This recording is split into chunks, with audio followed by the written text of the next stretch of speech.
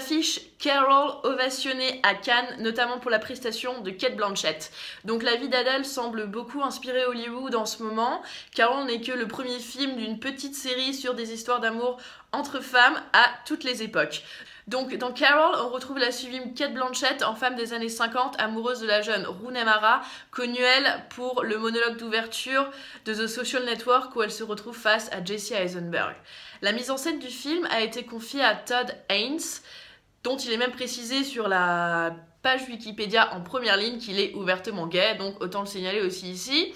On lui donne notamment I'm Not There, le film sur Bob Dylan, et la superbe mini-série Mildred Pierce avec Kate Winslet. Si vous ne l'avez pas vue, je vous la conseille très fortement. Donc vous l'aurez compris, Carol, c'est une histoire d'amour entre femmes dans le New York des années 50. Pour le scénario, on n'est pas allé chercher bien loin, hein. Il a suffi de reprendre le roman autobiographique de Patricia Highsmith, aussi paru dans les années 50. Donc gros roman de rebelle à l'époque, hein, du divorce, du lesbianisme, il y avait tout pour hérisser les poils des chiennes de garde de la moralité de l'époque. Donc ce qui est notable dans le film, c'est cette splendide restitution des années 50. Hein. C'est aussi bien fait que dans Mildred Pierce, à la différence près que cette fois, on est plutôt du côté blindé aux as des 50s.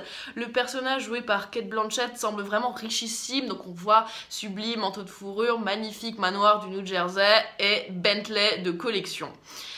La photographie est superbe également, hein, c'est très travaillé en termes de luminosité. Par contre moi, j'ai pas vraiment ressenti la douceur, la pudeur, l'extraordinaire émotion qu'on vante dans les journaux à propos de ce film. Pour vous le dire franchement, moi je me suis un peu ennuyée, au bout d'une heure j'étais lassée et je me suis vite désintéressée de l'intrigue qui est vraiment très prévisible. Scénario mis à part, j'ai pas non plus vu la beauté de la réalisation, je l'ai même trouvée un peu lourde. Gros plan sur les mains qui se touchent, sur les regards fuyants, surmontrés. On a l'impression que le réalisateur veut absolument nous faire comprendre « Mais si, regardez, elles sont discrètes, mais elles s'aiment, ça se voit, c'est dans les gestes. » Oui, merci, on a vu au bout de déjà la première scène, on a compris. Je trouve même cette relation finalement un peu tirée par les cheveux, hein. C'est pas vraiment évident de comprendre qui leur plaît l'une auprès de l'autre, hein. Le personnage de Rooney Mara est très jeune, n'a pas vraiment manifesté d'intérêt pour les femmes avant, et pourtant elle se laisse complètement prendre dans cette histoire, un peu sans raison. Bon, bien sûr, le gros point fort du film, c'est l'interprétation de Cate Blanchett, récompensée à Cannes. Hein. Elle est somptueuse, en grande dame du monde, elle a des manteaux de fourrure, un air hautain, et pourtant on sent qu'elle n'est pas aussi froide qu'elle voudrait le laisser paraître. Le personnage est intéressant et Cate Blanchett lui rend vraiment justice. Rooney Mara fait aussi très bien le boulot, cependant j'ai pas vraiment vu l'alchimie entre les deux. Donc, venons-en au fait, perle ou navet?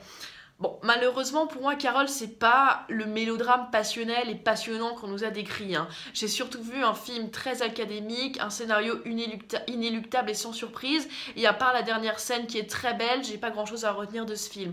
Alors Cate Blanchett prouve encore qu'elle est une excellente actrice, elle aura probablement l'Oscar pour ce rôle, mais franchement, dans un film, ça ne fait pas tout.